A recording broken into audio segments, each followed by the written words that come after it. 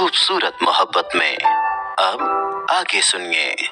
काविन ने छीना मनाली का भाई। यहाँ मनाली को मृणाल घर लेकर आया।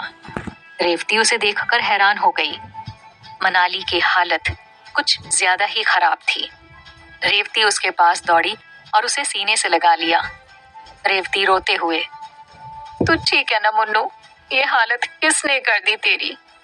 देख कितना खून बह रहा है। मेरा बच्चा, कभी मुझे छोड़कर मत जाना। मेरी जान निकल गई थी मनाली तुझे उसके साथ देखने से। वहां खड़ी नित्या भी उसके गले लग गई और उसके चेहरे पर प्यार से हाथ फेरने लगी। रेवती मनाली के गाल चूमे जा रही थी और जोर जोर से रो रही थी कि तभी अचानक से काविन वहां आया और सब उसे देखकर हैरान हो गए। मनाली ने उसे देखा तो रेवती के पीछे वो छुप गई। रिवाज उसे देखते हुए, तुम जेल से कैसे छूट गए? अभी पुलिस को फोन करता हूँ। ये कहते ही रिवाज ने जैसे ही जेब से फोन निकाला कि तभी काविन के एक आदमी ने उनके सर पर गन तान दी। रिवाज के हाथ से फोन छूटकर गिर गया। सुभाष जी और रानी जी भी उन्हें ऐसे देखकर डर गए और पीछे की तरफ हट गए। मृणाल चिल्लाते हुए, छोड़ मेरे पापा को। बंदूक की नोक पे क्या उछल रहा है? दम है तो मुझसे लड़ना। काविन ने गुस्से भरी नजरों से मृणाल को देखा और उसने एक सिगरेट सुलगाई और कश भरने लगा। उसने एक नजर मनाली को देखा और मृणाल की आंखों में आंखें डालकर धुआं उड़ाते हुए बोला, तो देर किस बात की? आजा। मृणाल सामने आया। थोड़ी देर उसकी आंखों में देखने के बाद उसने काविन पर उल्टे हाथ से मारा। काविन ने भी उसकी मार खा ली। उसके अंदर आग लग गई थी। वो मृणाल की तरफ बढ़ा कि तभी मृणाल ने उसे एक मुक्का जमा दिया। काविन लड़खड़ाकर जमीन पर गिर गया। कृष मृणाल को मारने के लिए आया कि तभी काविन ने उसे रोक दिया। काविन फिर उठा और फिर से मृणाल के सामने आया। सब लोगों के सर पर बंदूक तान कर रखी थी। कोई कुछ नहीं कर सकता था। रिवाज और रेवती बार बार मृणाल को रोक रहे थे, पर मृणाल आज काविन की जान लेने पर तुला था। इस बार मृणाल अपना आपा खो बैठा। उसने जैसे ही काविन को मारने के लिए हाथ उठाया कि तभी काविन ने बीच में उसका हाथ रोक लिया। अब काविन ने उसके पेट पर जोर का घूंसा दे मारा। मनाली के मुंह से चीख निकल गई। काविन ने अब उस पर लातें बरसानी शुरू कर दी। नित्या दौड़ते हुए काविन को पीछे खींचने लगी तो काविन ने उसे उल्टे हाथ से थप्पड़ मार दिया और नित्या जमीन पर गिर गई। मृणाल का अब खून खौल उठा। वो गुस्से से चिल्लाते हुए बोला, औरत पे हाथ उठाता है, नामर्द। ये सुन मृणाल की आंखों में खून उतर आया और उसने अपना पूरा जोर लगाकर काविन को पीटना शुरू कर दिया। काविन को संभलने का मौका ही नहीं मिल रहा था। वो काफी हद तक मृणाल की ताकत को समझ रहा था। काविन पर मृणाल भारी पड़ रहा था, इसलिए उसकी ताकत भी उसके सामने टिक नहीं पा रही थी। मृणाल के हाथ पांव रुक नहीं रहे थे कि अचानक मृणाल के सर पर किसी ने डंडा मारा। मृणाल का सर घूमने लगा। उसे संभलने का मौका ही नहीं मिला। उसने पीछे मुड़कर देखा तो नील ने उसे मारा था। मृणाल ने उसे गुस्से से लात मार दी और नील सीधा डाइनिंग टेबल पर जा गिरा। वो काविन की तरफ मुड़ता कि उससे पहले ही काविन ने उसे लात मार दी। अब काविन उसकी चोट का फायदा उठा रहा था। काविन ने जोर जोर से अपने हाथ चलाने शुरू कर दिए। रेवती काविन को रोकने के लिए दौड़ी तो काविन ने उसे धक्का मार दिया। उसके बाद उसने वहां से एक गमला उठाया और सीधा मृणाल के सर पर फोड़ दिया। मृणाल वहीं गिर गया। रिवाज रो रो कर काविन को रुकने के लिए कह रहे थे। सुभाष जी और रानी जी मृणाल को उठाने की कोशिश कर रहे थे, पर उसकी हालत बदतर हो चुकी थी। वहीं मनाली भी मृणाल को जगा रही थी। मनाली रोते हुए बोली, भाई उठो ना, क्या हो गया आपको भाई? भाई मेरे लिए उठ जाओ प्लीज भाई। नित्या कांपते हाथों से मृणाल को उठाते हुए, मृणाल तुम इतने कमजोर नहीं पड़ सकते हो मृणाल। देखो मुन्नू की तरफ, वो उसे ले जाएगा मृणाल, प्लीज उठो ना। मृणाल ने आंखें खोली और मनाली के चेहरे को हाथ लगाया और आंखों में आंसू लिए बोला, कुछ नहीं होने दूंगा मैं तुझे, तू मेरे पास रहेगी मुन्नू। मनाली उसके सीने से लगकर जोर जोर से रो पड़ी। रिवाज वहीं बैठकर मृणाल की हालत देख रहे थे। उनको जैसे सदमा ही लग गया हो मृणाल की ऐसी हालत देखकर। मनाली उसके सीने में सर छुपाते हुए, भाई मैं आपसे दूर नहीं जाना चाहती भाई, प्लीज प्लीज उठो ना।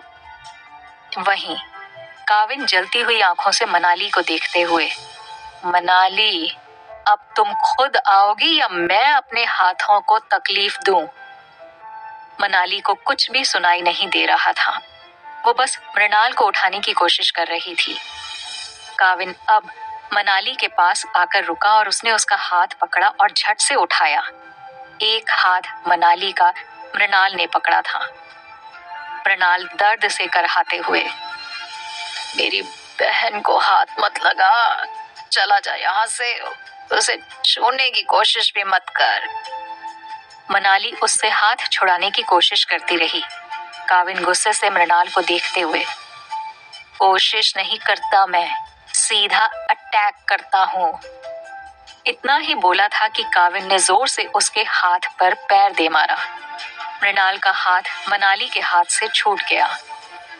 मनाली मृणाल की ओर देखकर चिल्लाती रही। मृणाल भी उठने की कोशिश करता रहा पर सर पर चोट लगने की वजह से वो उठ नहीं पाया। काविन के सामने सुभाष जी और रानी जी की हिम्मत भी धंस गई। तभी रिवाज ने काविन के सामने आकर उसे रोका और हाथ जोड़कर कहा, छोड़ दो मेरी बेटी को बख्श दो। तुम्हारा क्या बिगाड़ा है उसने जो तुम उसके साथ ये सब कर रहे हो? प्लीज छोड़ दो, चाहे तो मैं कुछ भी देने के लिए तैयार हूँ, पर मेरी बेटी को छोड़ दो। काविन टेढ़ी मुस्कान अपने चेहरे पर बिखेरते हुए, ससुर जी आपकी बेटी अब मेरी है, इस पर सिर्फ मेरा हक है, तो बीच में से हटिए वरना आपका भी आपके बेटे जैसा हाल होगा। मनाली का रो रो कर बुरा हाल हो चुका था। काविन ने उसे एक नजर देखा और उसे खींचते हुए लेकर चला गया। रिवाज रोक पाते उतने में ही नील ने उन्हें एक जोर का धक्का दिया। मृणाल को मनाली की फिक्र सता रही थी। उसने उठने की कोशिश की पर नाकामयाब हो गया। उसने अपनी जेब से रुमाल निकाला और सर पर बांध दिया और लड़खड़ाते कदमों से उठा और बाहर की तरफ भागा। सब लोग उसके पीछे भागे। काविन यहाँ मनाली को गाड़ी में बिठाकर लेकर जा रहा था कि तभी मृणाल की गाड़ी उसके सामने आ गई। रिवाज और मृणाल के साथ बाकी सब उतरे और काविन की गाड़ी की तरफ बढ़ने लगे।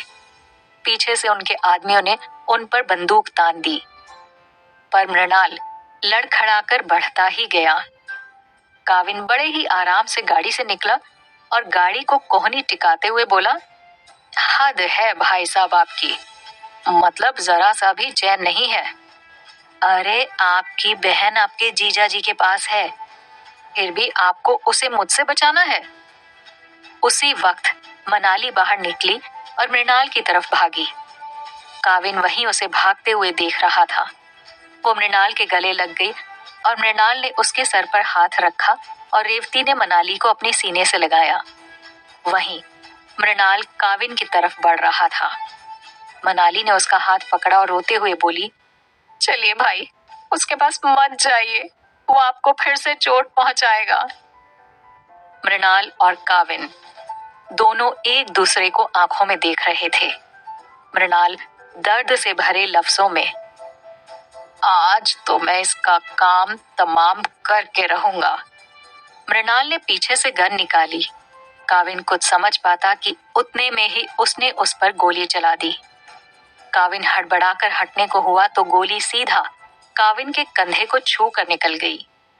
मृणाल दूसरी गोली चला पाता कि उतने में ही नील ने उसके हाथ पर गोली चला दी। मनाली ने सामने आकर उसे गले से लगा लिया, इसलिए नील दूसरी गोली नहीं चला पाया। वो वहीं दर्द में करहाते हुए बैठ गया। काविन भी दर्द से बिलख रहा था और उसके सीने की आग इतनी तेज थी कि उसमें मृणाल का जलना तय था। बाकी सब मृणाल के पास दौड़े कि तभी उनके आदमियों ने उन्हें पकड़ लिया। काविन अपनी जगह से उठा और मनाली की बाजू में पकड़कर उसे उठाया। मनाली छटपटाते हुए मृणाल को आवाजें दे रही थी। काविन ने एक इशारा नील को किया और नील ने मृणाल का कॉलर पकड़कर उठाते हुए उसे मारना शुरू किया। मृणाल पहले से ही कमजोर था, इसीलिए वो चाहकर भी हिम्मत जुटा नहीं पा रहा था। मनाली और बाकी सभी चिल्लाए जा रहे थे, पर नील के हाथ रुक नहीं रहे थे। आखिर काविन ने मनाली को कृष के हवाले किया और पीछे से चाकू निकाला। मनाली उस चाकू को देखकर चिल्लाते हुए बोली, प्लीज प्लीज ऐसा मत करो, मेरे भाई को छोड़ दो ना, उनको मत मारो। रिवाज और रेवती भी आवाजें लगा रहे थे। वहीं नित्या तो रो रो कर पागल हो चुकी थी। वो कांपते हुए होठों से मृणाल का नाम लिए जा रही थी। सब लोग उसे बचाने के लिए पूरा जोर लगा रहे थे, पर काविन ने बिना देर किए गुस्से से जबड़ा खींचते हुए मृणाल के पेट पर चाकू दे मारा। मृणाल की चीख पूरे नैनीताल में गूंज उठी। मनाली भी उसी के साथ चिल्ला उठी। काविन मृणाल के करीब आते हुए बोला, बड़े भैया, ये वार मुझ पे हाथ उठाने के लिए। काविन ने फिर से उसके पेट पर छुरा खोपा। मृणाल की आंखें बाहर होने को हो रही थी।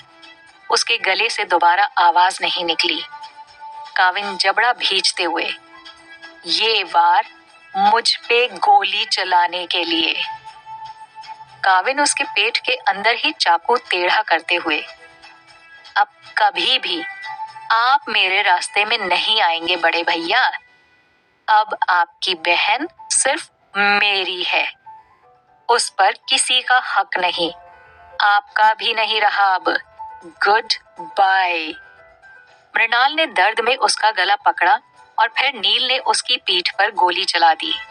मृणाल वहीं दर्द से तड़पकर नीचे गिर पड़ा। उसकी सांसें रुक रही थी अब। मनाली ने पूरा जोर लगा दिया कृष से छूटने में। वो मृणाल के पास आई और उसका सर अपनी गोद में लेकर बोली, भाई भाई उठो भाई, आप मुझे छोड़कर नहीं जा सकते भाई, मुझे कौन बचाएगा भाई, प्लीज उठ जाओ, आपकी मुन्नू उससे लड़ सकती है भाई, प्लीज मेरी बात सुनो ना। मनाली जोर जोर से मृणाल को उठने के लिए कह रही थी और वहीं काविन को भी नील ले जा चुका था हॉस्पिटल के लिए। वो बेहोश होने वाला था। सब लोग उसकी तरफ भागते हुए आए और नित्या वहीं खड़े रहकर मृणाल को देख रही थी। उसे सदमा लगा था मृणाल को ऐसे देखकर। वो भागते हुए उसके पास आई और बोली, मृणाल उठो ना, मुझे छोड़कर नहीं जा सकते तुम मृणाल, सुनो ना मेरी बात नहीं मानोगे क्या? मृणाल ने उसका चेहरा कांपते हाथों से छुआ और मनाली को देखकर बोला, मुन्नू। मनाली आंखों में आंसू लिए, भाई बोलो कुछ, मैं यही हूँ। खूबसूरत मोहब्बत में अब आगे सुनिए।